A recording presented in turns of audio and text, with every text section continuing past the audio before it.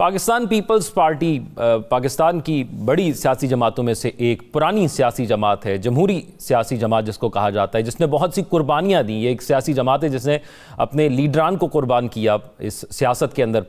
और आप कैसे देखते हैं उनके इस किरदार को और आपको क्या लगता है? क्योंकि बिलावल भुट्टो जरदारी साहब की हवाले से आसिफ अल जरदारी साहब कह चुके थे कुछ अर्सा कबल, 1-2 साल कबल, उन्होंने कहा था कि बिलावल अभी सीख रहे हैं, लेकिन क़यादत इस वक्त बिलावल साहब के हाथ में है। तो आपको लगता है कि पाकिस्तान पीपल्स पार्टी ने एक रोड मैप बना लिया है और वो उस पर काम कर रहे हैं, और वो रोड मैप आपको क्या लगता है?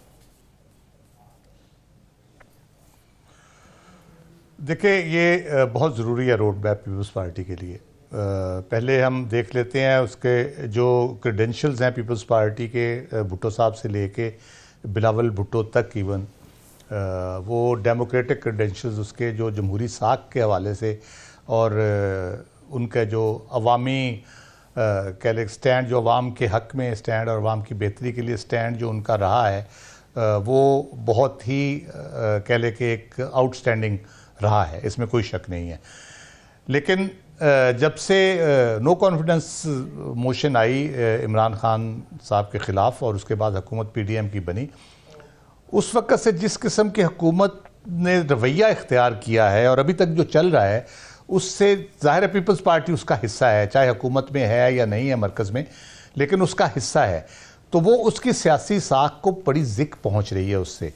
तो बिलावल साहब गाहे बागाहे कोशिश करते हैं कि उस तासर को ज़ायल किया जाए, जो नुकसान हो रहा है उस हुकूमत के इक़दामात से, उस तासर को ज़ायल करने के लिए वक्तन फ़क्तन बयान शान कोई ना कोई देते रहते हैं। वो नौजवान है, मुस्बत सोच के हामिल हैं, वो बड़ा सियासी जो थोड़ी सूझबूझ भी उनकी नज़र आती है गुफ्तगू में, बहुत ज़्यादा अंडरस्टैंड करते हैं मामलात को पाकिस्तान के। लेकिन मसला ये है कि जो सियासी मुखासमत इस वक्त है मुल्क के अंदर, वो उसमें फंसते चले जा रहे हैं। वो उनको उसमें फंसने से बचना चाहिए। मेरे ख्याल में जो PTI के हवाले से चीज़ें हैं, ये सारा उनको ये मौका है, ये एक कह लें कि पीरियड उनके पास ऐसा आया है कि वो उसमें उनके पास हुकूमत का बोझ भी नहीं है, ज़िम्मेदारी भी उस तरह से नहीं है फेडरल में, उनके इल्ज़ाम भी उस तरह से हम डायरेक्टली उनको नहीं दे सकते, हिस्सा ज़रूर हैं वो किसी ना किसी तरीके से, सपोर्ट कह लें एक दी हुई है गवर्नमेंट को उन्होंने।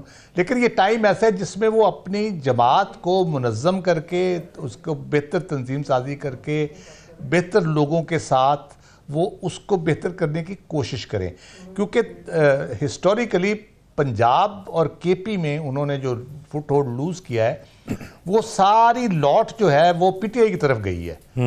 ठीक है, और उसकी बुनियादी वजह यह है कि क्योंकि इनकी एक नज़रियाती इख्तलाफ था, जनरल ज़िया से शुरू होता है, जो नज़रियाती इख्तलाफ था पाकिस्तान मुस्लिम लीग से, और पाकिस्तान मुस्लिम लीग नून जब नवाज शरीफ साहब बन गए, और वो एक नज़रियाती इख्तलाफ जो है वो वर्कर्स में सरायत कर गया था। जब आपने कंप्रोमाइज़ किया नून के साथ, तो उसके बाद वो वर्कर डिसहार्ट हुआ। आप 97 के इलेक्शन में आप देखते हैं उसका रिजल्ट क्या निकलता है। फिर आप आगे आते हैं 2008 में जब हुकूमत बनती है, तो एक दफ़ा फिर उनको ज़िक उठानी पड़ती है PMLN के हाथों, तो फिर उनका वर्कर मज़ीद नाराज़ होता है। फिर आप जब कंप्रोमाइज़ करते हैं तो वो वर्कर कहता है कि जी पीपल्स पार्टी शायद उस तरह से हमारे हक़ में नहीं है या हमारा फ़ायदा इसमें नहीं है, तो वो अपनी हमदर्दियाँ उनकी तब्दील होना शुरू होती हैं, और वो पूरा जो वोट बैंक है वो PTI की तरफ चला जाता है। तो वो उसको वापस कैसे लाया जाए, किस तरह कोशिश की जाए, किस तरह से उसको लाया जाए, उसमें एक तो मेरा ख्याल इदराक है पीपल्स पार्टी को भी कि वो ये सियासी साख के हवाले से जो क्वेश्चन उठ रहे हैं उन पर, वो सिंध में 16 साल से हुकूमत में है, वो एक ऐसा वहाँ मॉडल क्रिएट कर सकते हैं जो ये साबित करे कि ये एक अवामी हुकूमत है, ये अवाम की फलाह बहबूद के लिए काम कर रही है। उस मॉडल को बुनियाद बना के वो पंजाब और KP में अपना असर व रसूख बढ़ा सकते हैं, अपनी आवाज़ को तवाना कर सकते हैं, वहाँ पे सियासी तौर पे अपनी स्पेस गेन कर सकते हैं अगर वो इसमें कोशिश करे। अच्छा, दूसरी बात यह है कि उसमें उनके साथ जो है ना, जो विरासत इनकी बहुत तगड़ी है, इसमें कोई शक नहीं, जुल्फ़िकार भुट्टो से लेके यहाँ तक। और ये बात भी हकीकत है कि जो भी इल्ज़ामात लगते रहे आसिफ जरदारी साहब पे या बाकी इनके जो करप्शन के हवाले से, लेकिन सियासी और जमहूरी उनके स्टैंड के, असूली स्टैंड के हवाले से बहुत कम उनके सवाल उठाया गया। अभी आके ये मसला पैदा हुआ जब वो इस PDM का हिस्सा बने हैं। अभी उनके पास ऐसी लीडरशिप है, कमरुज़्ज़मान कायरा हैं, इत्तेज़ाज़ हसन साहब हैं, नदीम अफजल चंद हैं, शेरी रहमान है, रज़ा रब्बानी जिनका तजर्बा भी है, जमहूरी क्रेडेंशियल्स भी उनके बड़े तगड़े हैं। उनको साथ रख के एक ऐसी स्ट्रेटजी बनाई जाए कि पीपल्स पार्टी की जो खोई हुई स्पेस है, जो उन्होंने लूज़ किया है, उसको वापस हासिल किया जाए। लेकिन ये अपहिल टास्क होगी, क्योंकि जिस किस्म का निज़ाम इस वक्त मुल्क के अंदर मौजूद है, उसमें बहुत बड़ी कन्फ्रंटेशन में जाए बगैर वो ये सियासी अपनी स्पेस वापस हासिल नहीं कर सकते। और एक आखिरी बात, बिलावल साहब ने जो बात की है पीटीआई के हवाले से, it's a big opportunity for Bilawal Bhutto Zardari. उनको पीटीआई के साथ गवर्नमेंट नहीं भी करती, उनको डायरेक्टली एंगेज करना चाहिए। उनको टेबल पे बिठाएं, अपने साथ बिठाएं, गवर्नमेंट को छोड़ दें, अपने साथ बिठाएं, उनसे डायलॉग करें, क्योंकि वो कुछ देने के तो नहीं है ना, उनको मजबूर किया जा सकता है कुछ देने पे, क्योंकि उनके इख्तियार में नहीं है। लेकिन at least political dialogue Bilawal Bhutto अगर पीटीआई के साथ ओपन करते हैं, मेरा ख्याल है उनकी अपनी सियासी साख के लिए भी और मुल्क के लिए भी और मुल्क के सियासी मुस्तकबिल के लिए भी, सियासी इस्तेकाम की जिसकी वो बात करें, उसके लिए बहुत अहम स्टेप हो सकता है और it's a big opportunity for Bilawal Bhutto Zardari. Rao साहब, आपकी एक बड़ी ऑब्जर्वेशन है, बहुत सी हुकूमतों को आपने आते हुए देखा, जाते हुए देखा, ऑपोजिशन के किरदार देखे।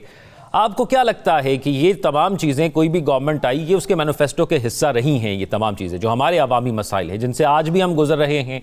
मुझे याद है कि 90s में भी यही बात होती होगी कि हम नाजुक दौर से गुजर रहे हैं, आज भी नाजुक दौर से गुजर रहे हैं, और तो अब तो हमारा ये एक बन गया है कि हम आने वाले दिनों में भी यही सुनते रहेंगे कि हम नाजुक दौर से ही गुजर रहे हैं। तो क्यों नहीं सिस्टम को ही ठीक नहीं कर पाए जो चीज़ों को ठीक करता? जी बिल्कुल, नाजुक दौर से अब गुजर नहीं रहे, अब नाजुक दौर को ख़त्म होने नहीं दे रहे, क्योंकि उसमें बहुत से लोगों की भलाई है कि वो नाजुक दौर चलता रहे और उसकी आड़ में जो कुछ करना चाहते हैं वो कर लें। मसला ये है कि मैनिफेस्टो को तो छोड़ें आप, मैनिफेस्टो तो हर पार्टी का अपना होता है और उसमें अपने उसके होते हैं। एक हमने 1973 का आइन बनाया है जिसको सोशल कॉन्ट्रैक्ट कहते हैं, अवाम और हुकूमत के दरमियान, रियासत और हुकूमत के दरमियान एक सोशल कॉन्ट्रैक्ट है। उसके आर्टिकल 9 से लेके 28 तक नजम साहब ने जिक्र किया बुनियादी हकूक़ का। वो हकूक़ मौजूद हैं, उसको मैं लिस्ट डाउन कर देता हूँ। बात तो की नजम साहब ने, लेकिन मैं ज़रा थोड़ा सा एक एक वर्ड में बता देता हूँ। उसमें शख्सी आज़ादियों के हवाले से है जी, dignity and privacy, dignity of human being और प्राइवेसी ऑफ होम और जो उनकी पर्सनल लाइफ है, ठीक है। फिर है जी घूमने फिरने की आज़ादी, इज्तिमा की आज़ादी, मुआशी इंसाफ, तहरीर व तकरीर की आज़ादी, सेहत वगैरह की सहूलियात, इंसानों में बराबरी, मजहबी आज़ादी, 5 से 16 साल तक तालीम जो है उसका ज़रूरी, यानी हुकूमत की ज़िम्मेदारी है कि वो इंश्योर करे कि उसको दिया जाए, और सियासी जमात बनाने की आज़ादी, तजारत, कारोबार, कोई भी पेशा अपनाने की आज़ादी। ये सारी चीज़ें हैं। जानो माल का तहफ़्फ़ुज़ उसमें सबसे इम्पोर्टेंट आ जाता है। फिर ट्रायल हो गया। अब ये वो मयार है जो हुकूमत के कारकर्दगी परखने के लिए हमने खुद बनाया है, हमारे पॉलिटिशियंस ने बनाया है, एक कॉन्स्टिट्यूएंसी असेंबली ने बनाया है, और सब उसको मानते भी हैं कि हाँ ये है। तो उसको हुकूमत की कारकर्दगी परखने का सबसे आसान तरीका ये है कि अगर इन सारे हकूक़ के हवाले से हुकूमत काम कर रही है, उनका तहफ़्फ़ुज़ फराहम कर रही है, कहीं पे मुश्किल है तो कोशिश एटलीस्ट कर रही है उसको करने की, तो वो हुकूमत हम कह सकते हैं कि वो अवामी हुकूमत है या अवाम के लिए काम कर रही है, और एक बेहतरीन या कामयाब हुकूमत उसको हम कह सकते हैं। अच्छा, उसमें जमहूरियत या गैर जमहूरियत से कता नज़र ये एक बुनियादी एक, क्योंकि इंसानों पे आपने हुकूमत करनी है तो इंसानों के हवाले से ही बात होनी चाहिए। ज़ाहिर है बिल्डिंगों की और फैक्ट्रियों की बात तो हम नहीं करेंगे, तो वो इंसानों को जब आप कंसीडर करेंगे इस तरह से, तो वो यकीनन फिर आप समझ रहे हैं कि वो बेहतरीन काम कर रही है। अच्छा, इसी तरह अपोजिशन जो है उसको गवर्नमेंट इन वेटिंग कहा जाता है, ठीक है। उसकी भी यही जिम्मेदारियाँ हैं कि वो अवामी हकूक़ के लिए, अवाम के बुनियादी हकूक़ के तहफ़्फ़ुज़ के लिए, उनकी बेहतरी के लिए वो हुकूमत को राह रास्त पे रखने की कोशिश करे, उसके लिए वो पूरी एफर्ट करे। पार्लियामेंट अगर है, पार्लियामेंट के अंदर, पार्लियामेंट में स्टैंडिंग कमेटीज़ हैं, वो बहुत इंपॉर्टेंट रोल प्ले करती हैं लेजिस्लेशन के हवाले से, अवाम के हकूक़ के तहफ़्फ़ुज़ के हवाले से। प्रिविलेज कमेटी है, प्रिविलेज कमेटी के इख्तियारात तकरीबन अदालत जितने हैं। अगर कोई सरकारी अफसर या कोई लॉ इन्फोर्समेंट एजेंसी का बंदा है या कोई और अवामी हकूक़ के हवाले से कुछ कर रहा है, तो वो प्रिविलेज कमेटी उसका पूरा नोटिस ले सकती है, अदालत की तरह ट्रायल कर सकती है। तो उनकी बहुत इंपॉर्टेंट और अपोजिशन सबसे इंपॉर्टेंट रोल उसमें प्ले करती है पार्लियामेंट के अंदर। फिर पार्लियामेंट के बाहर भी जितने फोरम्स हैं, अदालती फोरम्स हैं, दूसरे फोरम हैं जिसमें आपका जलसे जुलूस करने का आपका हक है आइन के तहत बुनियादी हकूक़ में, वो करके वो एक गवर्नमेंट को प्रेशर में उसने रखना होता है। लेकिन मसला ये है कि हमारे यहाँ जो है ना, जमहूरियत का बाबा आदम ही निराला है। यहाँ पे ना नुमाइंदा हुकूमतें बनती हैं, ना बुनियादी हकूक़ के तहफ़्फ़ुज़ के हवाले से हुकूमतों को इदराक होता है, ना वो कोशिश करना चाहती हैं। वो अपने हक़ के हुकूमत के तहफ़्फ़ुज़ के लिए सारी कोशिश कर रही होती है। तो ये वो मामला है जहाँ पे आके फिर गड़बड़ शुरू होती है।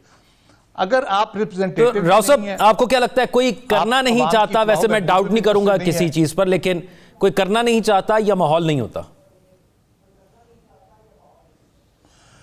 देखिए, हमारे यहाँ अभी टर्मिनोलॉजीज चल रही हैं मुख्तलिफ किस्म की। अभी इमरान खान के दौरे हुकूमत में हाइब्रिड निज़ाम कहा जाता था, अब हाइब्रिड 2+O कहा जाता है।